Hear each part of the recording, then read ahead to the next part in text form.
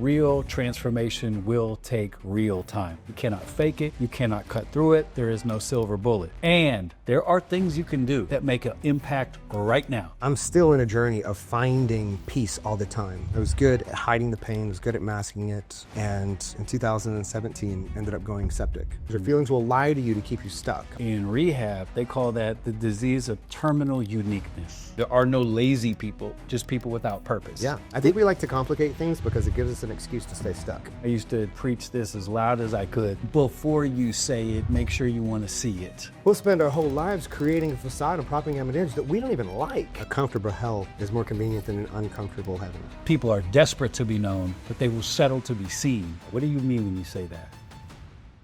Lights On is partnering with Plana.org. It's a phenomenal organization that is built to empower women who have faced with all kinds of unexpected circumstances, especially when it comes to pregnancy. And they offer support, they offer tools, they offer community.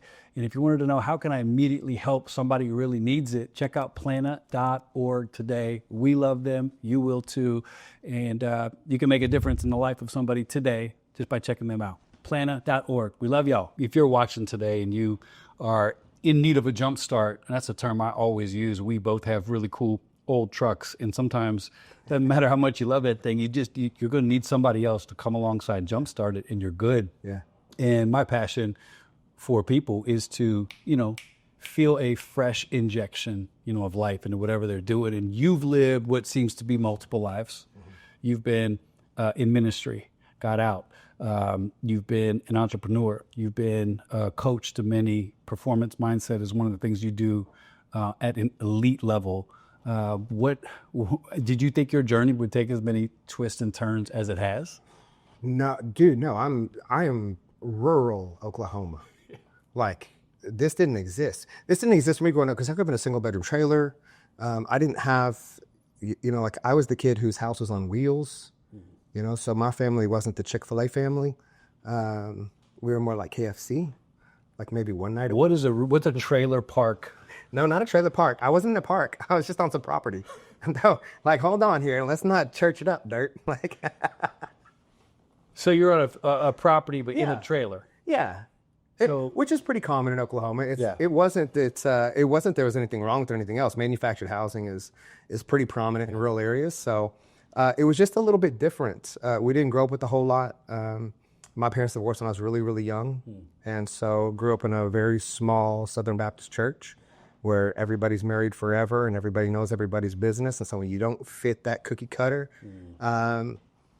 things go a little bit differently. So I say all that to say, no, nobody has ever done anything like what I'm doing. It didn't exist, or it did. But I got on my first podcast in 2017, which was Entrepreneur, which was let's just jump in. Yeah. But I didn't even know what a podcast was. Yeah. And so my whole frame up until that point was just it wasn't for people like me. And I grew up hearing that. It's not for people like you. And so God had other plans. When you think about all you've overcome, and one of the things that's a strength in your life is to never sugarcoat it. Sometimes you see, and I'm new to the podcast world, and you see these guys and they talk straight to the camera, and there's big ideas, and then it's almost like the camera cuts off and there's this life in shambles. You have been honest about your whole journey, and where you're at now is at this really cool place of health and empower. What are some of the things you've had to overcome that you look at and you're like, these things have made me better, might have even killed some other men, but you have you talk a little bit about the journey to here. And when I say here, I mean a position where you're happy with the light that you have created for yourself and you're helping people. What's that road look like here? It's been super easy, right? Well, let me take 60 seconds and talk directly to the camera. Go. No, I'm kidding. Shoot. I like talking directly to the camera. No, I don't mind it. I'm glad that you're here. Man, what are the steps? What are the places? My parents going through a divorce when I was young was a catalyst moment for me. Coming to live with my dad at the end of 4th grade due to some really unhealthy things happening with my mother was transformational. The bigger catalysts, getting into ministry was one of the best seasons of my life at 19 but at 19, I had no idea what I was doing. I was just, and I was good on a stage. I was charismatic. I loved people. I could play music. And at that time, in the early 2000s, that's really all you needed to serve in a mega church, for better, for worse. And so the problem is like, so when I was growing up, do we have time? Can I just riff on this for a second? Go, brother. Okay. Yeah. So when I was young, There's zero time constraint whatsoever. Perfect. I like to give that frame just so you can plan. However, if you had a heart out, but no, just go. well, I just think for you that's listening, it's important to understand the context of kind of my story. So I grew up where my mother wasn't incredibly involved, and when she was, it wasn't healthy. No shaming in that or anything else. I think some people just walk their journey the way that they walk it, and maybe aren't quite ready for the responsibility placed in front of them. So all the grace in the world. But growing up, raised by grandparents, because my dad worked all the time, and in a home in southern Oklahoma where feelings aren't really talked about, and my dad worked all the time because he was a true single parent, like it leads you to this place where I did well in sports, I did well and really well in academics, did well in art, did well in music. And, I had a dad who worked all the time, had a grandfather who was just very stoic. And so you never really heard when you did something great unless you did something really great. But then on the backside of that, and I guess we can get into the deeper side of it, because that's, I think, where we just like to camp out, is I grew up with a parent who had some really, really unhealthy views of mental health. And so when you're like 6, 7, 8 years old, and you were talking a parent out of, suicidal ideation, or in the moment of trying to navigate really unhealthy patterns and decisions, your whole framing is, you love me when I'm fixing something, or that love only exists in the middle of chaos. And so peace does not exist. And it didn't exist up through the time I graduated. Right. And so if peace doesn't necessarily exist and chaos is what we're always mitigating, well, then getting into ministry was beautiful, but it was also like tapping an insecurity that I had. It was just straight to the vein.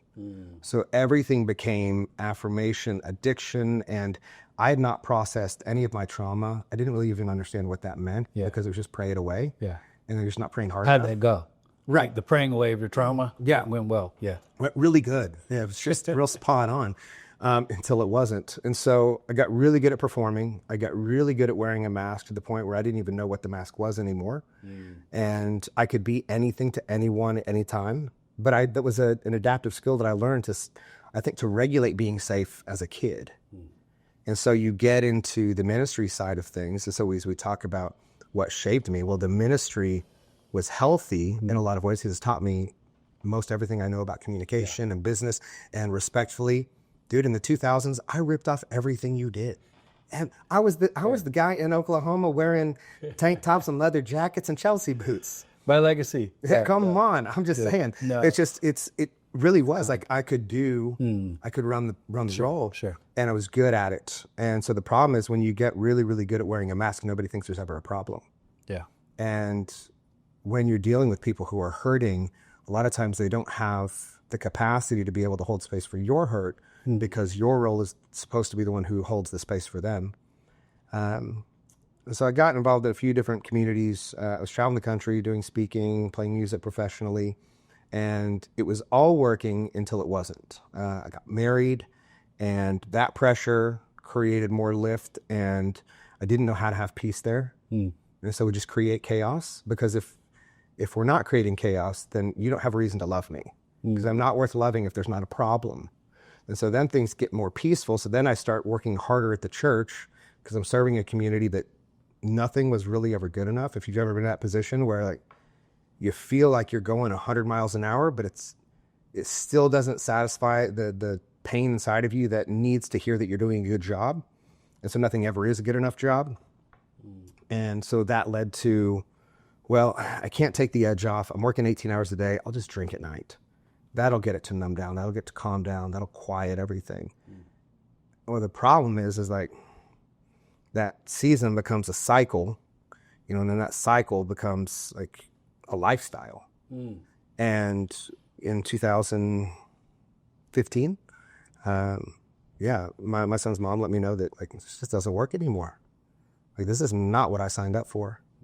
And so, we started the process of walking through a divorce, stayed in ministry.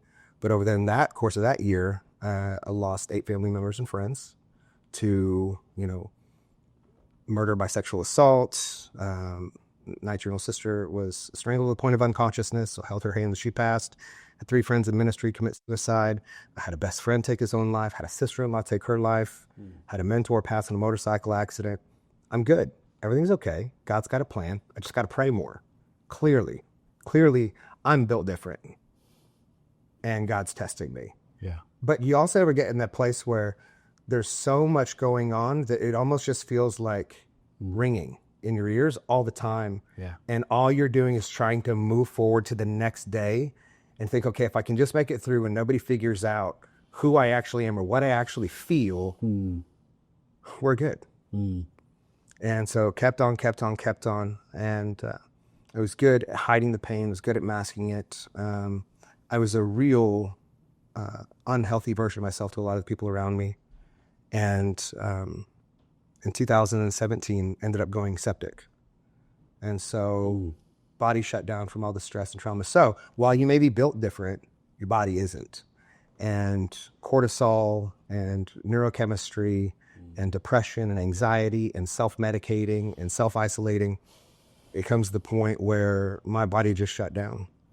And so, I spent a few days in the hospital. I spent a few more, and it's a long road to recovery. But that's when I stepped out of ministry, recognizing like, something's got to give here. Yeah. Yeah. I remember sitting in the funeral of my best friend. I buried him on my 33rd birthday in 2017, and his little 5-year-old son was sitting in the front row.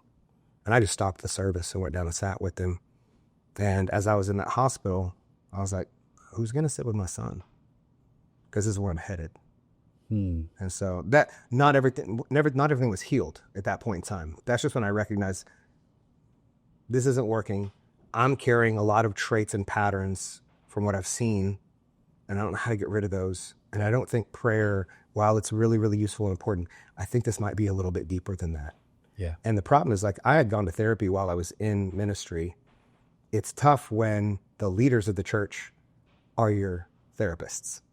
Yeah. So I can't really tell you what's going on because my job's at stake. I can't really tell you what I'm feeling. I don't know if you've ever been in that position where you feel like I really want to be honest with you, but I can't be honest with you because I don't know that you'd actually still accept me for who I am and what I'm walking through. Yeah, it's tough. Yeah. Interesting. When you said I got used to the mask, don't remember what the mask is, I relate to that in many ways. Yeah. And there's also a mask you put on that can fool people when they do see weakness. It's like, let me get this mask. This is I'm aware.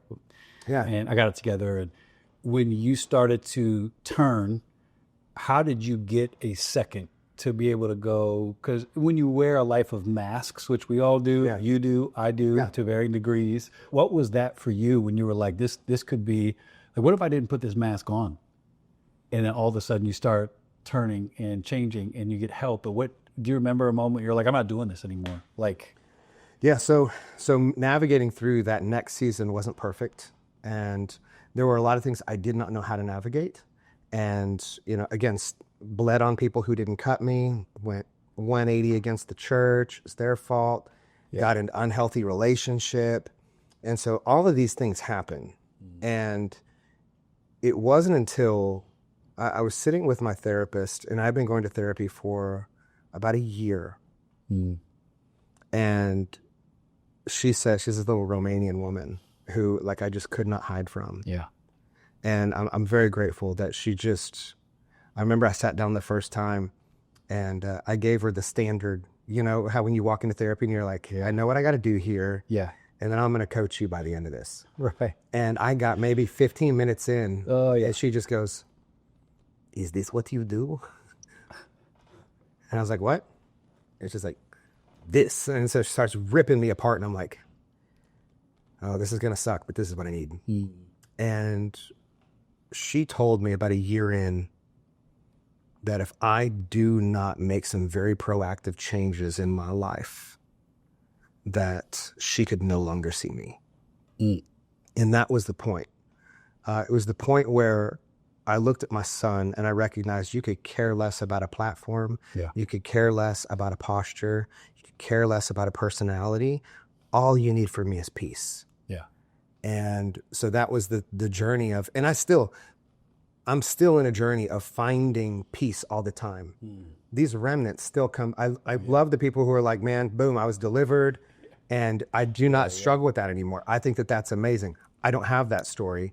I have the story where every day I have to wake up and I have to choose peace and I have to choose to operate from peace and I have to choose to operate from humility and confidence and, God ordaining purpose. And also, there's a lot of grace.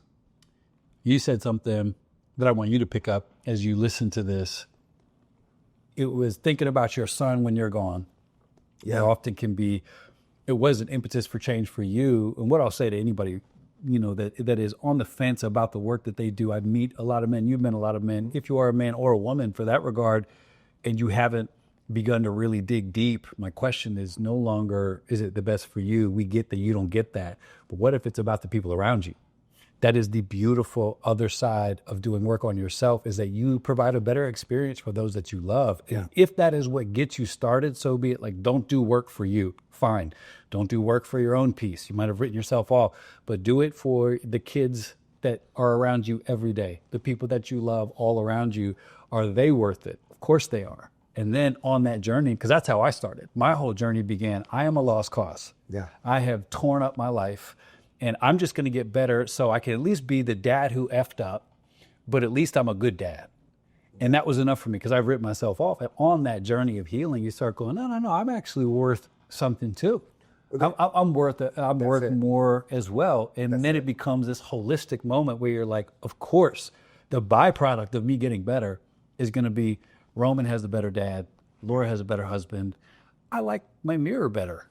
Yeah. Who knew? I mean, and that to me is I love when you said that, because whatever it is, take that out. So if you do get a moment of clarity and you're like, what will my life look like if I did some work? Definitely, that's a fun thing to start kicking around. Fun, and also I think really, really overwhelming to a lot of us, because I think you can get so comfortable with the agreements that you've already made, because every day we're just making agreements to confirm a belief system, and a belief's nothing more than a thought that you hold on to for long enough, it becomes kind of your worldview and how you live and operate and move your being. Let me ask you right in, say more about that. Say, what are maybe some of the most common negative agreements people make and they're not even aware of it? I mean, where do we want to start? Because we can go the financial route, that money is hard, that money isn't for people like me, that I don't deserve success, I'm not worthy of success, that in failure, I'm not worthy of a second chance, that I'm always going to be this because I've always been this. Okay, so watch this. So go to the first agreement. Please. Money's bad. I'm not worthy of it. I'll never have money. Mm-hmm. So there are people who think that's just a thought. My friend, it's an agreement. You have agreed. That is the way it's going to be. I often tell people with church speak, what does amen mean? Amen means let it be. Mm-hmm. So every time you make an agreement in your soul that I don't do money well. Right. I don't do success well. That's not for people. That's not for people like me. Yeah, no. You might have a proud exterior, but interior, that's a decision, an agreement you've made is destructive. Okay, so then let's build on that, because when you make that agreement, you will sabotage yourself in certain positions where you can ascend. You will build a business only to collapse it, and you'll call it self-development, but really you're just addicted to starting over.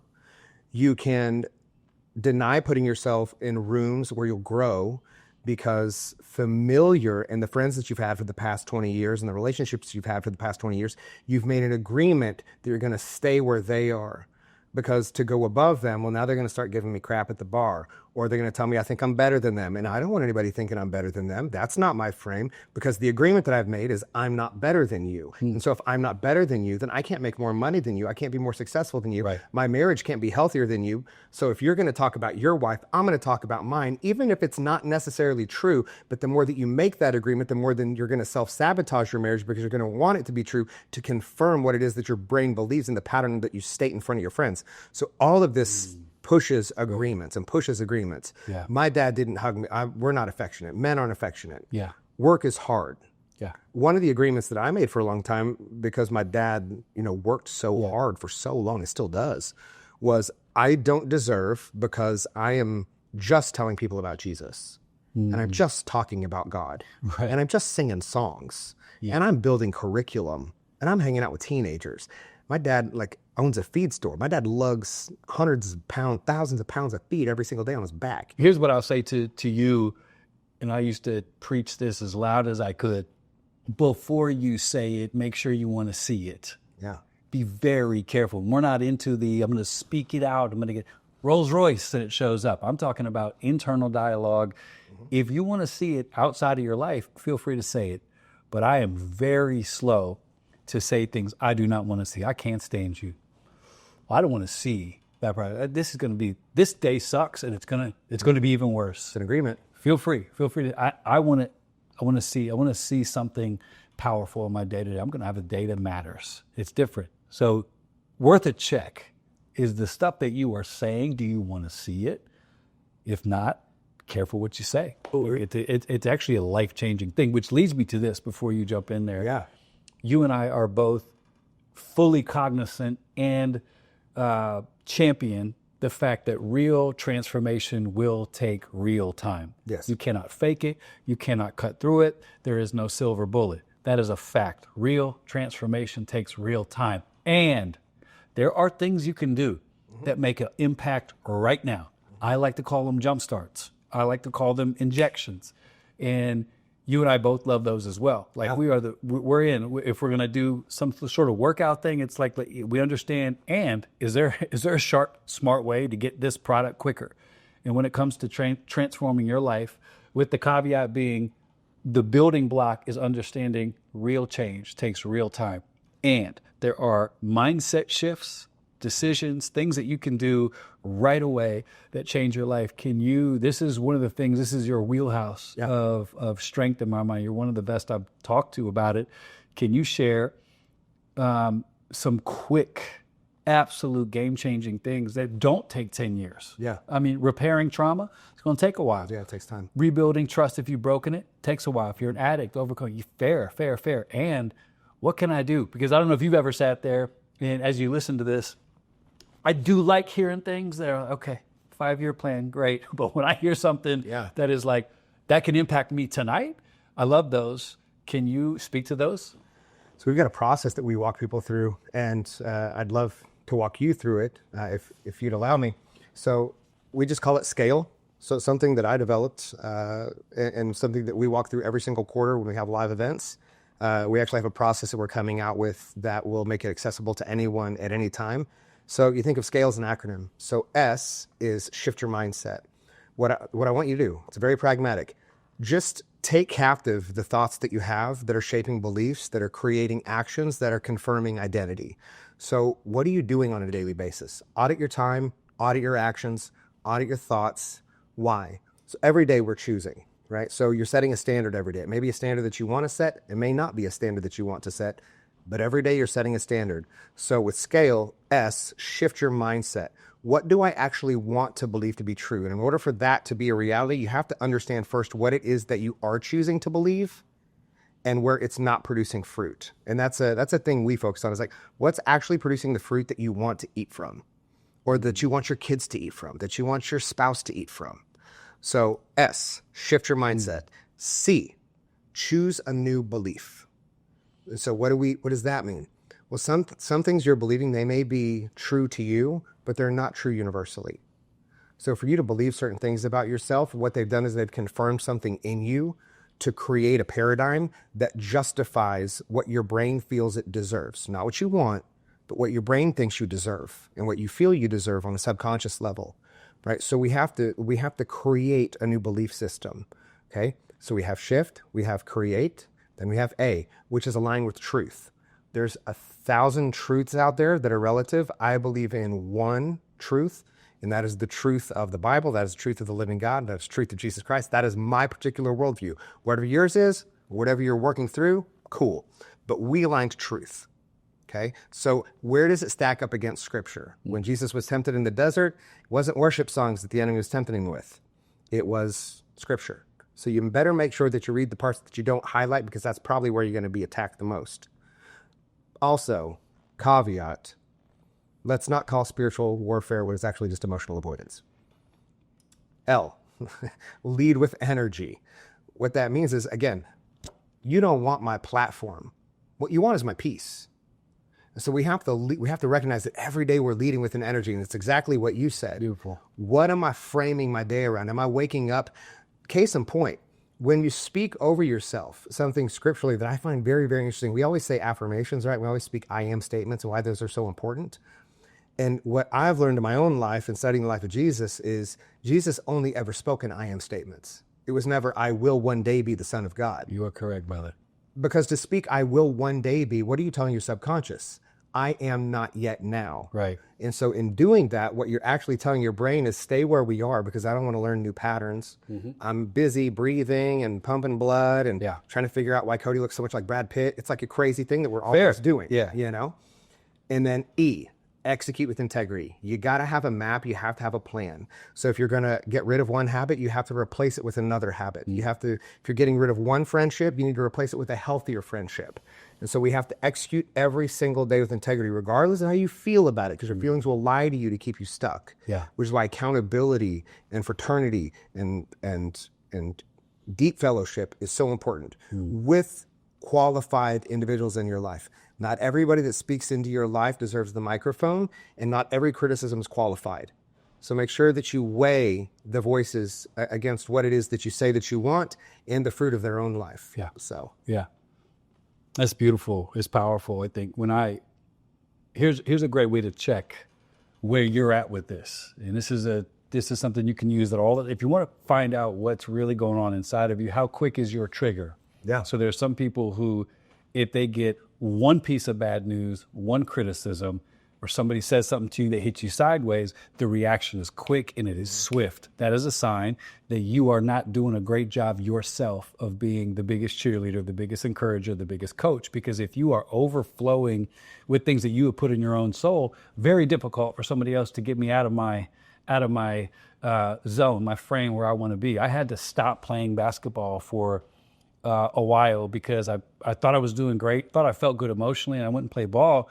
And in about 10 seconds after a confrontation, I was like, I don't even recognize the emotions that are coming through me right now. So let me go do some work, because you shouldn't be able to get me that easy. Yeah. So when I see dudes that are real quick to fight, I'm like, brother, I mean, even if that guy did say that, right, that's all it took to get you out of who you want to be. That's it. So if you want to know how you're doing right now as you listen to this, how easy is it for somebody to make you mad?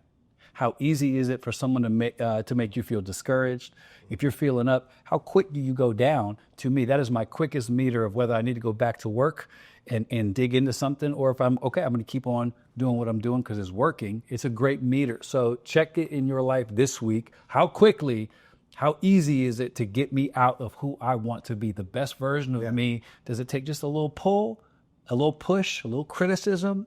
It's one of those beautiful things where you can sit there and someone can criticize you and they say, what do you have to say about that? And you're like, nothing. Yeah. I mean, I might think about it down the road if it matters, but I'm good. Yeah. Thank you for your feedback. Any little pebble that comes your way, if it feels like a boulder, there might be some more peace for you.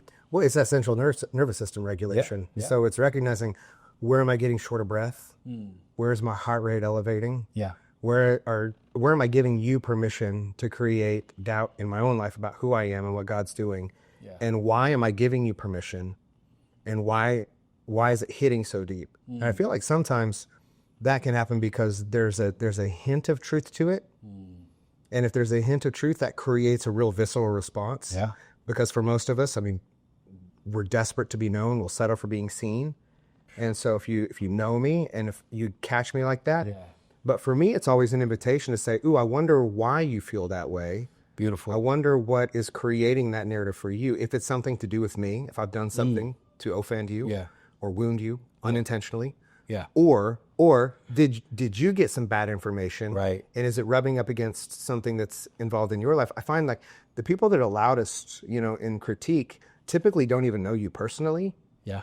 It's really just rubbing up against something inside of them that causes them. This is why You can't pay attention to half the things that are said on the internet. No, by haters in the cheap seats. No. It's not that their opinion is not valid to, their own soul. It is that they're in the stands. Like, they don't know you. You don't give people permission into the living room of your home who you've never even had a conversation with. Right. So you say you have a lot of powerful semantical ways to get to clear points. One of the things I've heard you say is people are desperate to be known, but they will settle to be seen.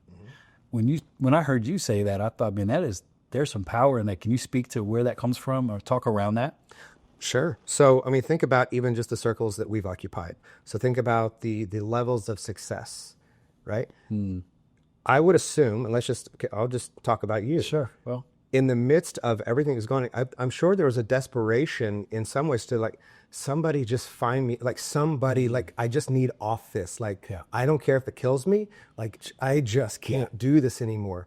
But I can't talk about it. There's too much at stake. So boom, mask is back on. Hey guys, welcome to Sunday.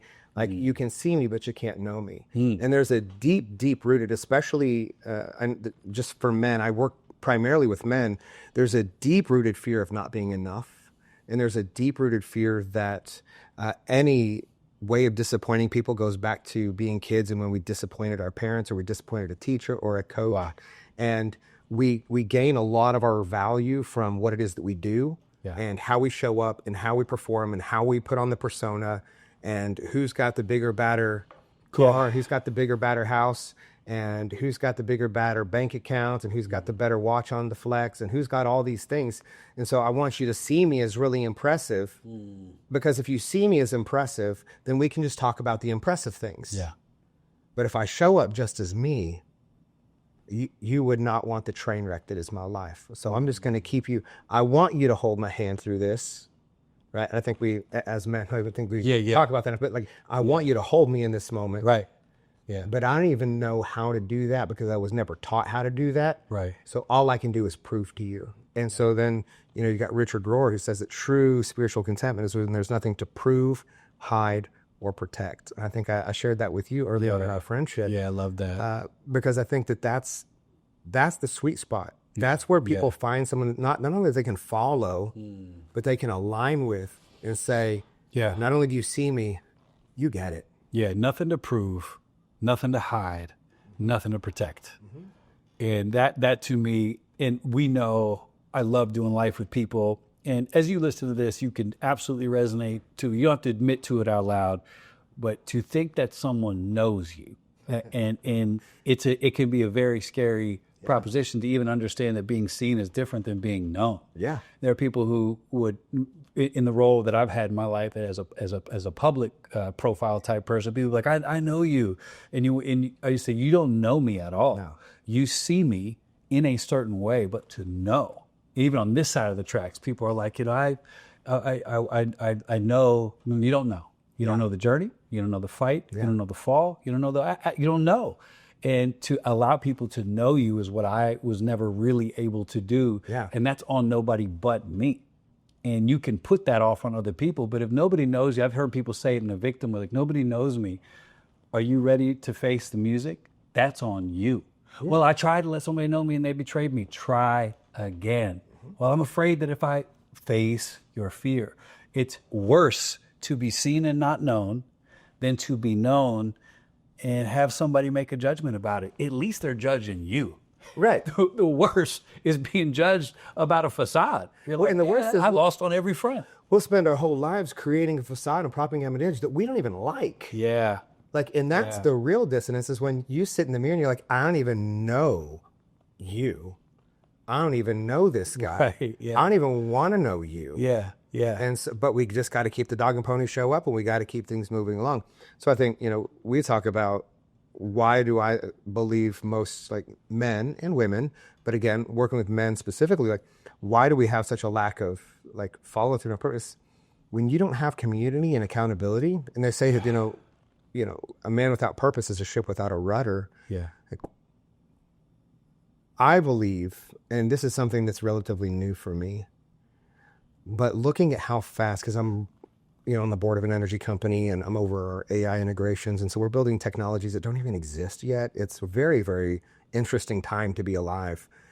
But it feels like to me that we're progressing so fast as a culture that the purpose of man hasn't caught up to it yet.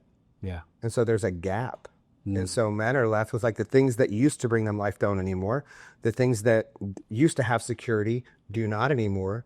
And so it leaves you with this like real frantic, like, I don't know where to go from here. I don't know what's secure anymore. I don't even know who I am because I've played this role for so long. And it just creates a vacuum. Yeah, it's beautiful. I think it leads me to this thought. And if you have a replacement moment today where you take a word that's been said to you that you've internalized, you want to replace it, I like taking out the word lazy and then putting in the word purpose. So it's been said there are no lazy people, just people without purpose. Yeah. And it is very true. I mean, you can see this. If you have a 15-year-old son like I do, and you can transfer this to whatever kid you have, it's amazing how these young people can be lazy. But you give them an incentive and you're like, who is this person cleaning like a maniac? Like, it's just because suddenly there's a purpose. Like, I don't want to mow the lawn. I don't want to go outside. I don't want to do my homework. Cool. If you mow the lawn and you do your homework, you get to play games for 3 hours. It's amazing how it's like, what next? Yeah. So I want to submit to you, if you're listening, if someone has called you lazy or you've even told yourself you're lazy, I'd like to disagree, and I'd like to submit that you need to look at your purpose and find something that really, really motivates you. And you won't be a lazy another day in your life. I mean, it's hard to be lazy if you are passionate about building something. That's a beautiful thing about life. You can grab something and go, this is I love to play video games with Roman, but it's hard to find the time. Sure. Because you have to lay down purpose to do something that is leisure. That's a beautiful tension to manage as well. Sure. My point is, I talk to guys who still will do things that are not achieving anything. That's great if there's a lot of fruit to your life. But if you're that guy who's like, I'm on a Sabbath, I'm Sabbathing. For 10 years. You're a Sabbath. The original intent of the Sabbath was to calm people down that worked so hard they forgot who they were. And it's a way to honor God. You don't get a Sabbath. Give me 10 years of just going to work. And then let's talk about having the only thing you're good at is your intentional day of rest. We got problems. Might be a little bit an engineering issue there. But I want to tell you, someone ever told you you're lazy? I disagree. I think that you need to find your purpose. And when you do that, there's going to be a power in it that you won't even recognize. But I love that. I think being known takes a lot of work. Yeah. Well, and can I speak to the purpose side? No, you can't speak at all. So I think the church and personal development have done a really great job of creating a commodity out of purpose. Money. It's just as close as that next book or that next series. And then you know it until I got a new hack that's going to take you even deeper. And so we turned it into a product. Yeah. But like, you're not a fork. You're not a shovel. Yeah. So like, our purpose isn't utilitarian. Yeah. What I've learned in my own life, and maybe this is useful for you, is that my purpose is in everything. And so when I can figure out, there's a really beautiful experience called the Ikigai, where you basically walk through a series of questions about what you love, what you're good at, the problems you solve in the world, and like where that meets like an economic gain. And inside of there is kind of the sweet spot of what would give your life a lot of like intrinsic meaning in the work of your hands. Yes. But my purpose is, when I'm with my kids, and even when I'm not with them, my purpose is to be a great father. But in order for that to be real, well, then I have to assign what is a great father. Because I can say that. I can say, I'm going to be a great husband. But if I've never seen that modeled, I don't actually know what that is. So I have to put those frames in place and those daily action items in place so that I can confirm to myself that I actually am these things, because my brain will tell me I'm not. And so, but if I have the fruit, which is why we have the saying that like, this is who I am, so this is what I do. If I am a loving, present husband, This is what I do. this is what I do every day. Yeah. And on the flip side, this is what I don't do. Yeah. If I'm an athlete, this is what I do. This is what I don't do. Well, don't do it. Makes it real simple. I think we like to complicate things because it gives us an excuse to stay stuck. To the people that have been in potential land for too long, and this might be for you. If you're hearing this right now and you're like, if I hear one more plan or one more idea, you've heard so many, but they have yet to activate. You and I both love people like that and champion them, because there is a wave of opportunity for people who go, what if it is me? So we'll talk to people who hate their life, hate their income, hate everything, but they won't change it, but they're on the threshold. Firstly, why do you think so many people will, and I know it's going to be a short answer, because why do you think people accept that? And what do you tell the person who's like, today is my day to start doing something about this life that I have accepted? What do you say to them? Okay, so two things. So if you're in a position of accepting, it's because it's easier to repeat familiar hell than to move towards like an unfamiliar heaven. So we'll choose again what it is I think we believe we deserve. And so you got to remember, like, the brain doesn't care what you want. The brain only cares about confirming patterns. So if you keep speaking this over yourself, like, it's familiar. Of course, you're going to default to all of these things because all it's doing is confirming a belief system. See, I told you it's not for me. See, I told you this. And maybe you'll get started, but then you'll sabotage it because, see, I told you it wasn't for me. Yeah. And that's not necessary. That's not objectively true. It's just subjective reality. Yeah.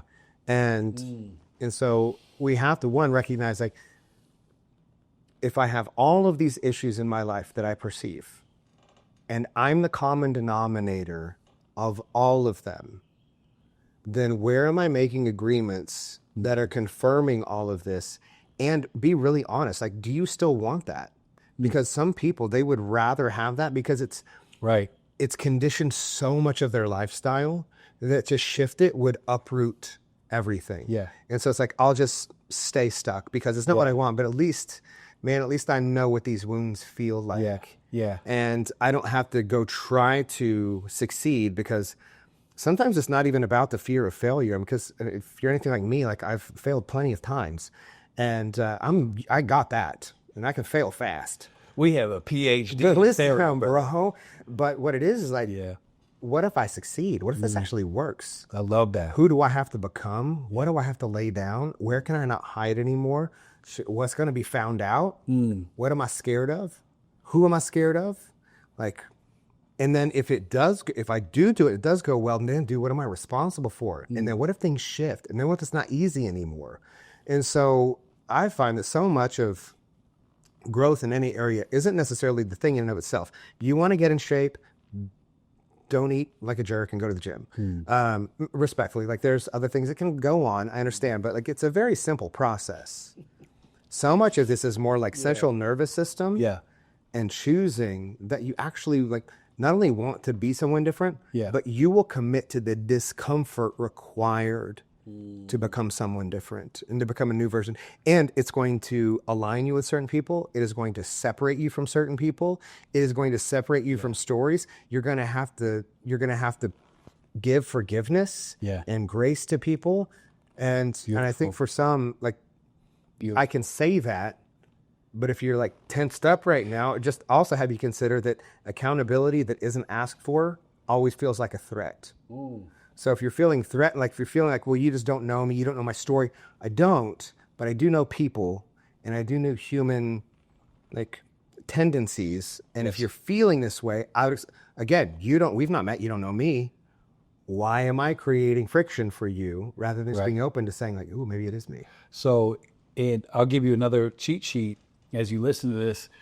If you're the guy who's always like, yeah, but you don't know my story, in rehab, they call that the disease of terminal uniqueness. Yeah. Where you think your situation is the most hard. Yeah.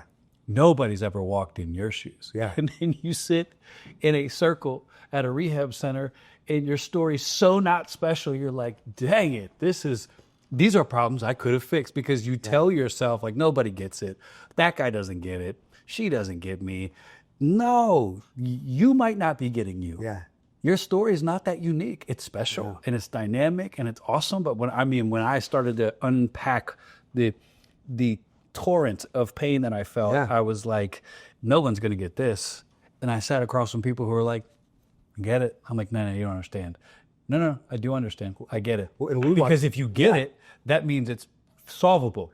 Well, and we've experienced some of the same traumas growing up. Yeah. And I think but until you know that, you don't even know how close you can get, because when you share, I think pain is something that when you share it in a way that's healing and restorative, I mean, that is the greatest glue of any relationship, because now I know if you say something to me, if you do something to me, like I can't just weigh it against, oh, you're pissed at me or something else. I have to weigh it against, okay, what is 6-year-old Carl doing right now? Yeah. And it's a very interesting place. It's so You know what I'm saying? It's a very Yeah. interesting place to occupy, because there's so much grace. You're like, that's not you. Yeah. That's little you. Yeah. And something like I just wounded you, and I did not mean to. I said something that you heard as a kid, and it was a landmine I did not know existed. Right. So this sounds foreign to people who don't do this kind of work. Yeah.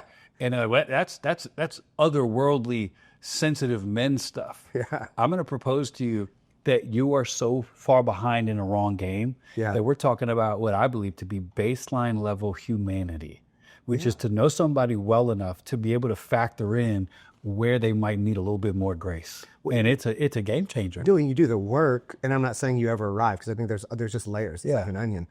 But again, so I was leading an event with an old friend named Michael Gunger, and he had this beautiful thing that he would say. He would say, we're all unique snowflakes, and we all have these unique designs about us, and there's something really whimsical and magical about all of us until you step back, and then you realize it's just all a bunch of snow.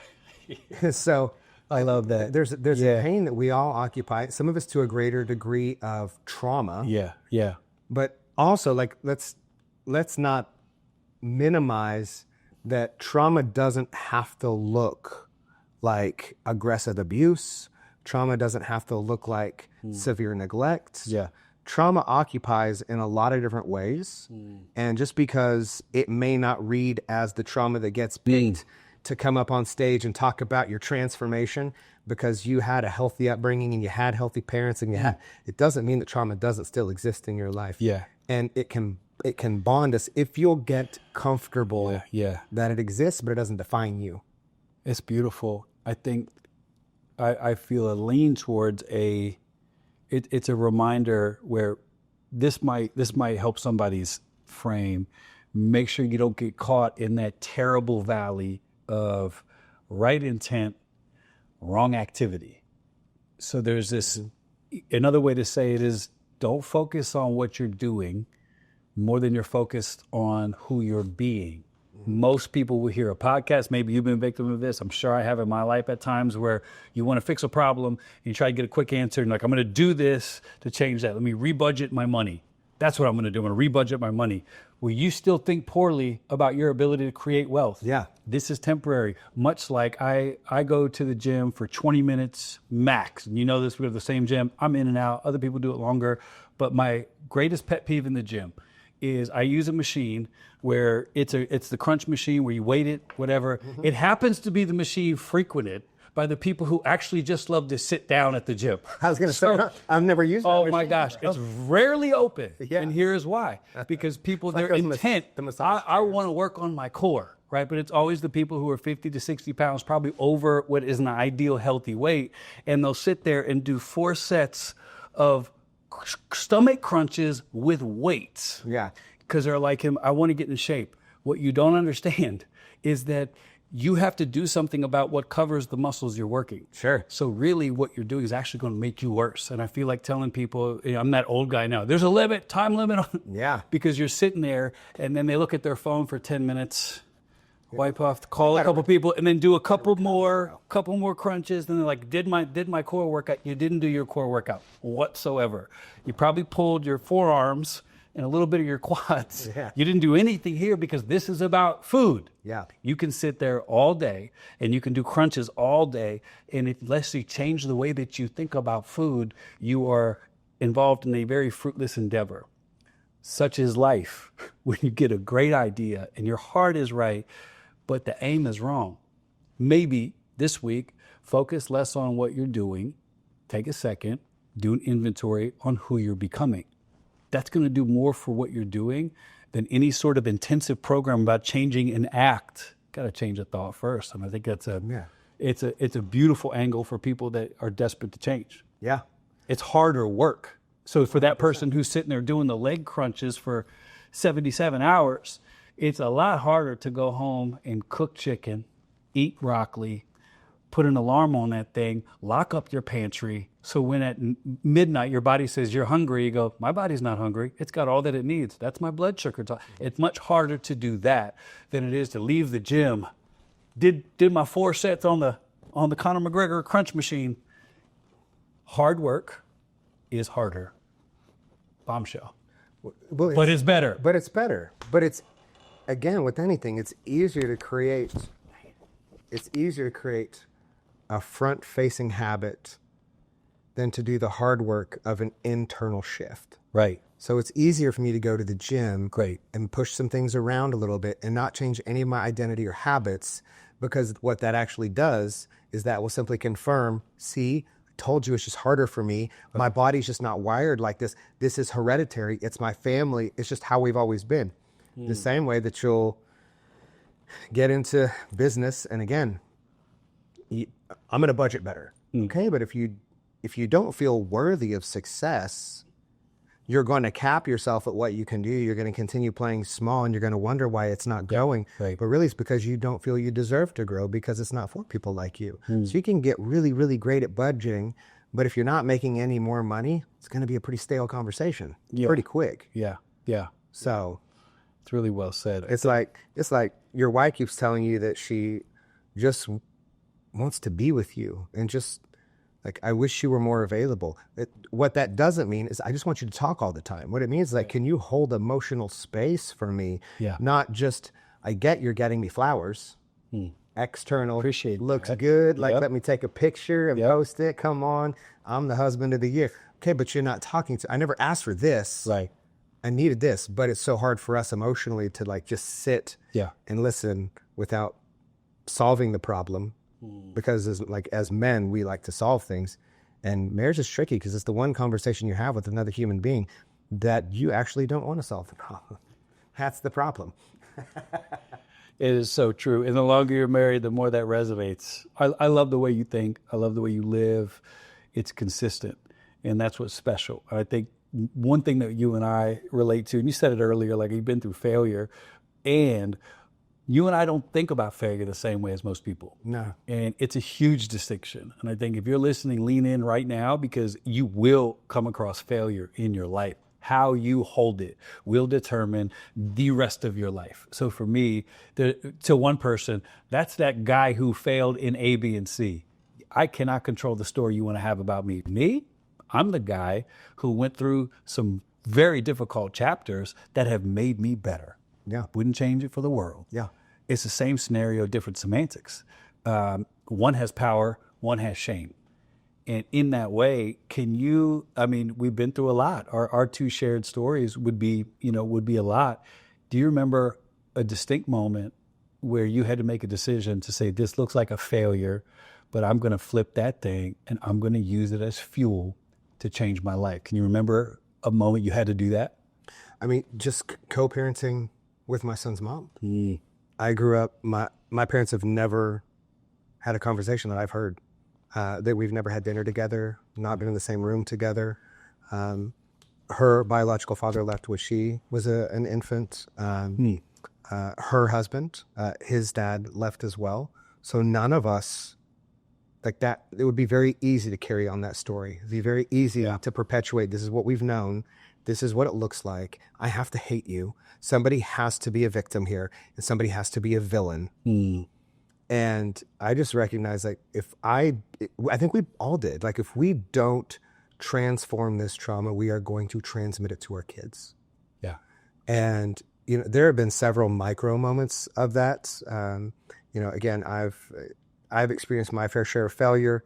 I've been in failed relationships. I have had really awesome things posted about me on the internet by people who don't know me or my story. And if you're not careful, you can let those things define you, or you can say, yeah, not perfect. And as a result of that, have done so much integrative and healing work, not to disown what has happened. I acknowledge it, but to own my future.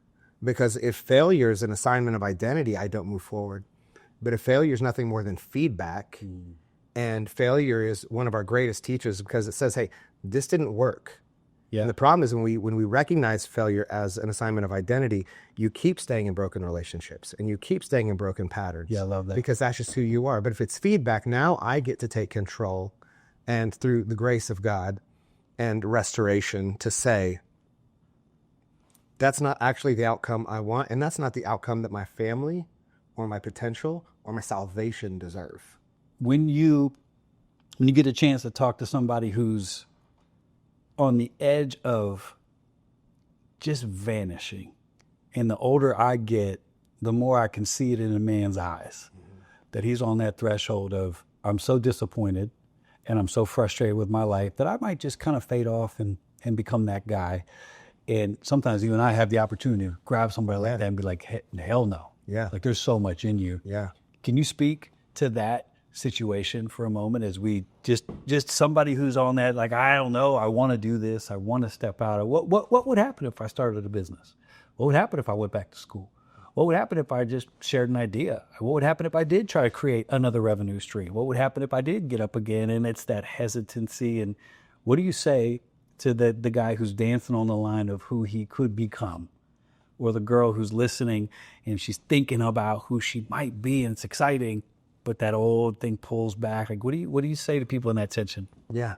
So I'll tell you this: success is not a respecter of persons. That success in any area of your life is just a series of decisions made on the backside of a confirmed identity. That's all it is.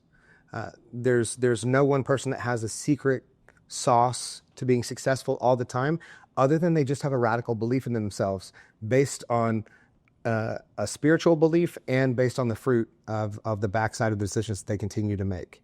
So I would say this: one of the things that drives me, because I've been in that place, is I thought about my son, and I thought about when he gets older, and I'll look at him in the eyes and he becomes a man, and I hold him and I say, listen, bud, like, you can do anything that you want in this life. You can be anyone. Sky's the limit for you. I see it in you. I know you. I see it. I feel it. I've witnessed it. And he's going to say one of two things. He's going to say, I know. I watched you my whole life. I watched you fail. I watched you get back up. I watched you go all in and day out. But I also watched how you loved your wife. I watched how you loved my mom. It's beautiful. I watched how you didn't miss. And that was a real high standard for you. And so there weren't any excuses. And you never made me feel like I was a burden. And you never made me feel that you couldn't do something in spite of me or because of my schedule or because of your schedule. Somehow you figured out a way to do it all. And I get it wasn't perfect. And I know you're a man because I'm a man now. But I see it. Or he's going to say, why didn't you? And you're going to watch your son either come to resent you or your daughter because you lived a life that wasn't in alignment with what you said to them, or they're going to follow in your footsteps and they're going to live a life of fear where they don't take risk, where they don't take chance, where they identify as their failure, not as feedback, but as their identity. And so recognize, as we said, like, just to full circle this, what Carl said in the beginning, like, you have a real opportunity here when you decide to make a change that's not just for you. You get to break patterns that existed before you because you inherited most of the patterns that you have. Most of the operating system that you agreed to was not of your choice. It was how you were raised. But it doesn't mean it has to be the final word. And so you can break that at any point in time. It's scary. It's hard. So the biggest thing would be start with the immediate wins. What can I do today to cross off that confirms, man, I am who I say I am? 2, get accountability. Get in a circle of some kind. I'll tell you, outside of Carl and a couple others, like, I don't find that here in Oklahoma. I invest in other communities. I lead other communities because for me, I need to be around people who are movers and shakers and who don't define themselves by, their greatest wins and successes. No, they'll let you see their failures because that's what marks. Now, like, dude, this happened and we're still going. Yeah. And we pivoted. And so your ability as you get into this to mitigate that emotional experience that comes when you fail doesn't mean you go out looking for it, right? We're not like Taylor Swift trying to write a breakup song. Respectfully, love you, Tay. It is this happened. Yeah. Okay. If you drive a car and you get a flat tire on the side of the road, like, you don't jump out and be like, I'm a failure. I'm never driving again. Somebody take this car. I'm over it. I'm done. No, you just change the tire and you move forward. Yeah. Same true with failing in your life. Something's going to happen. Cool. Change the tire, move forward. Go. When people go to the world that you're operating, where can they find out more? I love your content. I point people to it. I think that in a deluge of crappy content, you're a respite for that. It matters. So Embrace the Lion is the overarching theme of your operation. Where can people find out more? You go to codyjefferson.com. Super hard to find. And or you can just find me on social media. Just look for the blue star, because I'm never going to try to sell you crypto or any other investment experience. Let me say this. You won't say it. You walk humbly and confidently, but when it comes to branding, when it comes to scaling, when it comes to taking an idea from here to there, when it comes to taking a great idea and making it one that impacts the world, you are one of the best I've been around. And I want to acknowledge it because it takes so much hard work to be able to, I'm not going to have anybody sit here that has good ideas. I want to see ideas in action. Yeah. You represent that. And thank you for being a faithful friend to Laura, to myself, to my fam. Just glad we're both in Tulsa, brother. And thank you for giving this much gold, for free. You're a high value human and you matter to a lot of people. And I'm grateful that you're here. So thank you, brother. Likewise. I will say it has been one of the greater gifts of my life to experience you from afar for so long. And now to be able to call you a brother and to walk together in the capacity that we do is one of the greater gifts of my life. Thank you. It's my honor. Until the next time on Lights On, Cody Jefferson, Embrace the Lion. Thank you.